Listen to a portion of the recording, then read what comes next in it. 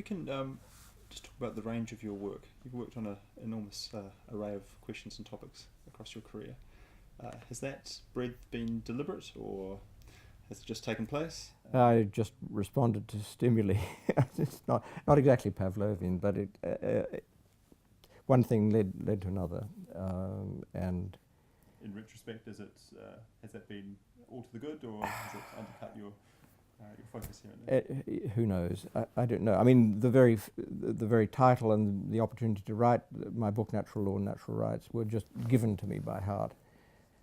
Pretty much the moment I came back and became a colleague of his, having been a student. As a tutor in law in University College, he said, "Why don't you write a book for my series," in which his book, The Concept of Law, had been foundational, called Natural Law and Natural Rights. And I sort of stood there and thought, wow, that's great. And he said, called Natural Law and Natural Rights. So I didn't argue, and I've never argued. And there's been a downside, as I've said, but there's been an upside as well, because it located it in a tradition, and I'm willing to defend the tradition, even against the sort of pull of misunderstandings given by the phrase.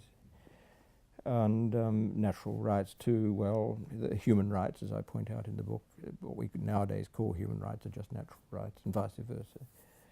So there was a book that was just, as it were, requested of me, and I responded. And so similarly, pretty much everything I've done has been a matter of responding to requests, which seem to be reasonable in the circumstances. But there could have been completely different requests, which might also have been, many of them would have been reasonable. They weren't made at the right time or in time.